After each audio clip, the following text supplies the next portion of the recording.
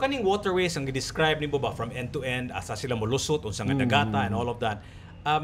What did we do to those waterways katong mga rivers? Yun sa manato to. You mentioned earlier nga these were trade routes. The Chinese traders used to pass through these waterways to trade. This was in the Spanish era, pre-colonial pa ni siya. So katong mga waterways giunsa man nato, what did we do to these waterways? Wa gitay paagi nga gi-preserve siya. So murabag kanang wala siya kanang balaod nga gi kuana na. Although naay mga balaod karong bag-o nga ng mga acemen, pero murag balaod nga para sa papel lang ba, wala gyud implementation. So nahitabo ang tanang waterways is nagaguba ang iyang capacity to drain. So ang sapa wa na tubig sagaran yung sa una makadungog kag mga guwang-guwang na nga ingon sila ana sila mga ligo sapa manakop sila isda or piyo. So mo na siya may tabo ang sapa na pag tubig kay napa may kahoy sa babaw. Pero once karon wala na ang sapa karon wala na yung tubig nga kanang gikan sa bukid. Ang tubig nga naa diha puros na wastewater. What's the answer? Puros mga hugaw tubig. Hugaw nga tubig. Kinahinomdom jud ko sir when I was young. When my grandfather brought me to the Guadalupe River. Nangaligo pa mi dito. Nangaligo pa tin-aw pa kayong tubig dito. This was a long time ago. Imagine the Guadalupe River now, murag purtirang lapuka, di ba? So there was a time nga kaning rivers were actually being used by Cebuanos, right? Kaning labas law sa dito, mga ligo, murag atong gamay nga dagat, di ba? Usay mamasol, di ba? So naunsa man ni sir nganong lapok naman ni ang mga rivers na dili naman ni malabhan or maliguan ba? Usa sad na sa ako ang kanang advocacy, kanang kahugaw sa atong sapa. Kay karon ang atong sapa is hugaw na jugayo. So ang kasagaran sa kanang mga hisgot about hugaw nga sapa, about garbage. Pero magkatinuod, dili lang garbage ang nakaingon sa atong sapa kay ang garbage murag ikaduha na lang na siya kay ikaw palitan na kay kanang hugaw na kay garbage trash ba. Unya pagtanaw nimo sa sapa hugaw unya kanang baho. So di ka mahinugon mo labay sa sapa kay hugawan baho man.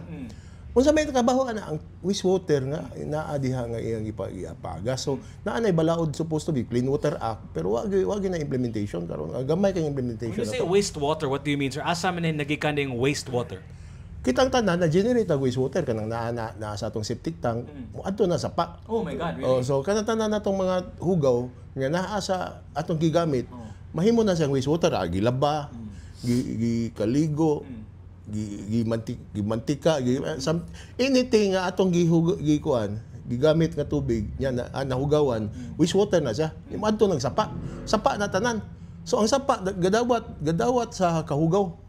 So sapa abi na ko naisapa na kanal mura may hinog kanal ng sapaa murag the way you're describing it mura may hinog nagkanal inon imo makitaan karon nga nababay sapa nga sapa gyud nga per kuan kanang sa una nato sa una nga limpyo nga sapa puros man na kanal na karon sapa nga kanal.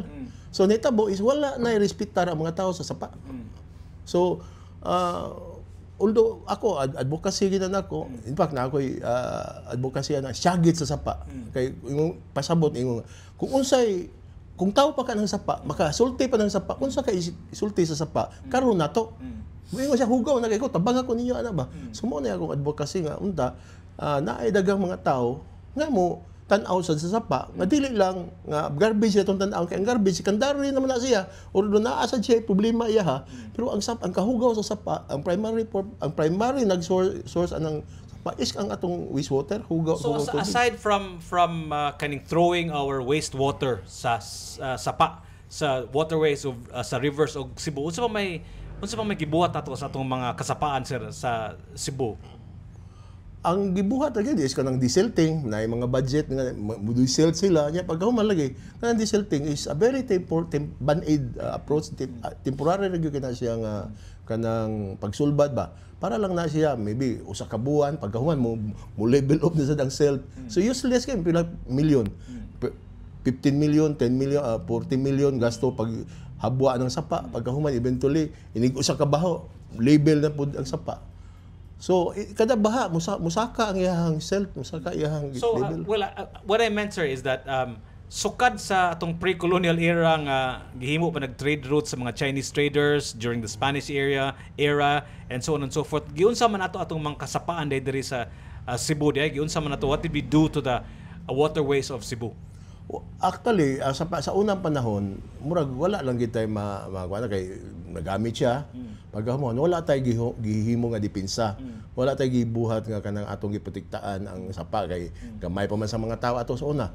So nya pagkahuman niya ingon magay ka abot ka nakaligo pa ka sa sapa. So during that time mapagyapoy depensa gibuhat sa sapa. So ang netabo is ni evolve na lang na siya nga hugaw na jud kayo. Nya wa na gyud nagmagunok ba wala na protect sa sapa. Anong kinahanglan naman protection ng sapa dahil? Sa anong kinahanglan man og gingon nimo depensa? Unsa may depensaan? Depensa gikan sa kinsa or unsa?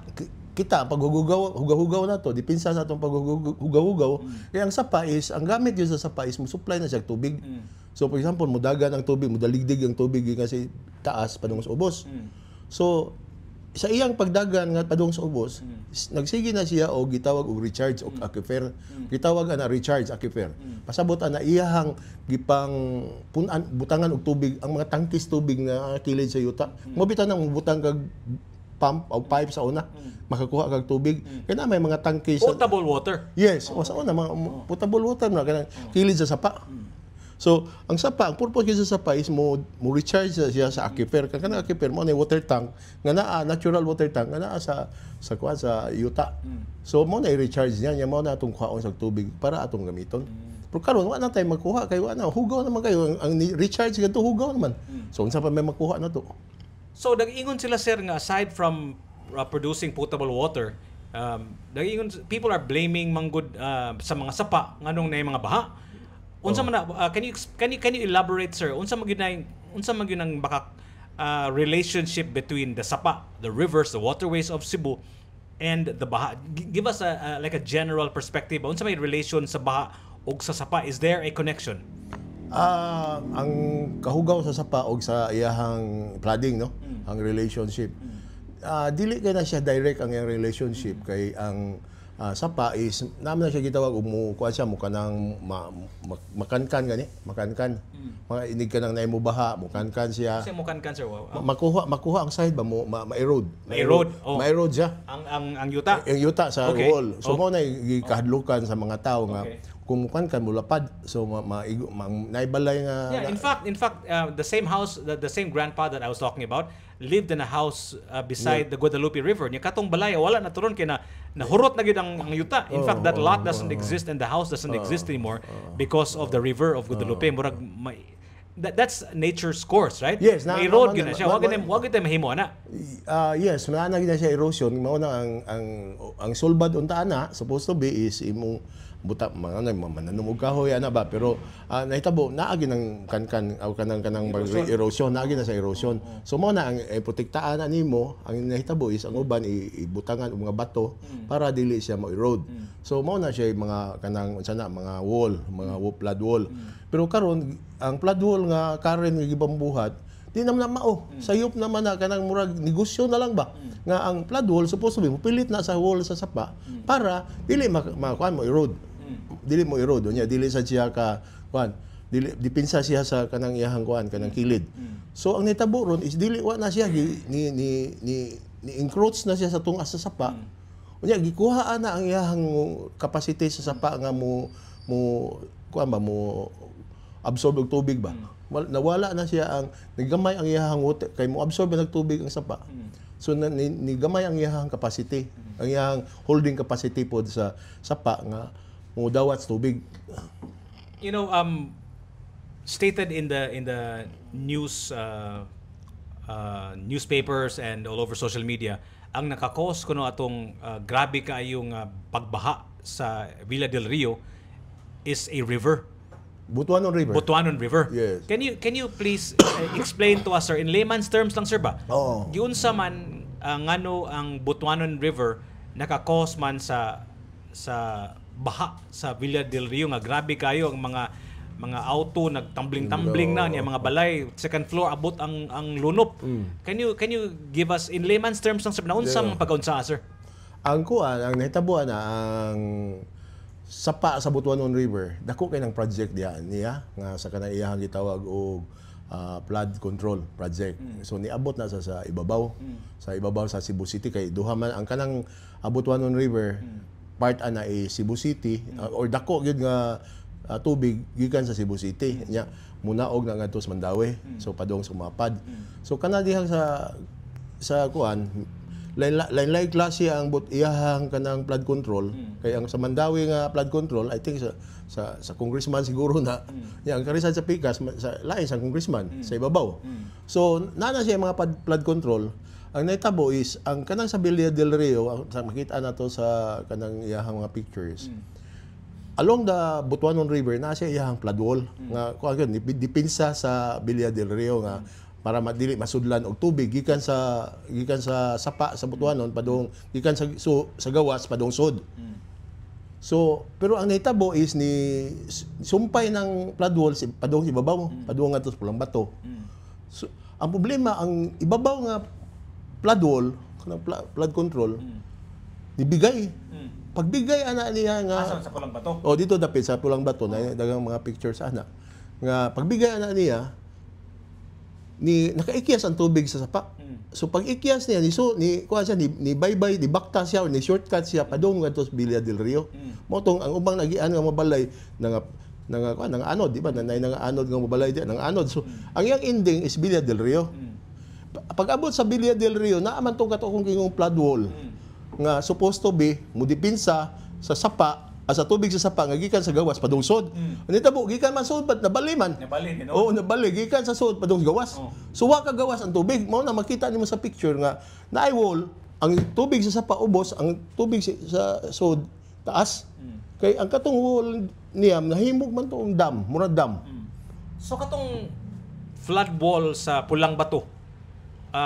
Unsa man na, how old is that Bago pa na, wall unya? Was it substandard? Unsa may tanong nimo, kuwang ra or unsa man?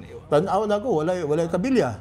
So most probably na ni kuan ni kagay ito siya sa kuan sa gikuskon sa tubig. Plus mao to akong giingon na ako'y gi-post sa una nga katong paglinog ba sa September 30. Dako tawag chance nga naay mga liki ang mga flood walls. So inigliki atong flood walls, igsakas tubig iya gitong tumbahon. Kay na may liki. Wala rin nag-check di i-post nimo ang katong imong gisulti. Magkukibawg na ini-post. Na ini-check. Kay basta ako ngin nga kaning mga flood wall dis Butuanon River kay concern jud ko sa Butuanon River kay tag-as kayo ang wall. Tag-as kay wall niya inig mo collapse lang na siya. Tako jud kayo mahitabo mao na siguro sa ubos na daghang nga plus nga anod pud nga mga balay sa ubos. Pero ang ako lang ikuan ang Villa del Rio tungod sa pag-collapse sa ibabaw. Collapse atong Pulang Bato, pag-collapse niya ni sud, ni baktas ang tubig, ni adto pa dong sa Villa del Rio, nabali man ang tubig. So mao tong musaka sa siya, una siya maka-awas sa sapa. Kaya baka dugay-dugay na magyugod diri sa Cebu City sa lumad bigi kong sugbuanon unya nakaagi na madyo daghang kayong mga bagyo. Unya wa pa jud ko nakakita og ina nang klase nga bagyo nga murag ang mga auto murag magtanaw ka ingon akong igsuon sa Amerika nagtanaw sa picture mura man nig AI bay mura man nig AI bro ngano man nga mura nig patong naman ni ang mga auto ang akong pangutana siguro sir ngano man sir like ngano man nga murag extra deadly man ang atong mga floods karong mga panahon na unsa may tan-aw nimo what could have caused that particular flooding especially in the area of Villa del Rio. Ang naitabo manggod karon is sa ako wa jud ko sad maguna-una nga naay flooding kay taas manggod dili manggod pareha sa Bactan nga elevation almost flat. Tuan man kuan man ta elevation padung sa kuan man. Padung ubos. So tendensya na kusog gyud ang tubig padung sa ubos. Ang problema tungod ng mga walls nga pataka lag buhat ba sayop wa gyud engineering actually failure of engineering ng mga ilagi pang buhat nga mga walls. Ingon ko kanang ingon nga gikurap ang kuan kanang walls wa gid na siya iplano ang mga kuan kanang gibuhat lang na ba nga sige buhat ala siya kay na budget so sayop gid na siya without planning without engineering mo na nahitabo inana kay unsa nahitabo is imbis mo tabang siya sa baha nga mo lessen ang iyang effect sa kilid siya nanuoy ni enhance sa baha Mo na hitabo nga kanang ikaliki break sa kuan wall. Muras na yung tubig mo na plus flood. Mo bitay ang sa Villa del Rio, plus flood man gyud kay na may interview nakita nato nga pag una pang 1 minute o 1 second diha pa sa kuan tiil yang tubig pag lingi niya usab diri na. So plus flood na siya. Kalit ba? So kasagaran nga nalumos is plus flood. So pasabot ana kung plus flood naay ni break nga wall. Kay og once way mo break nga wall di kina siya mahitabo. So flash flood to siya.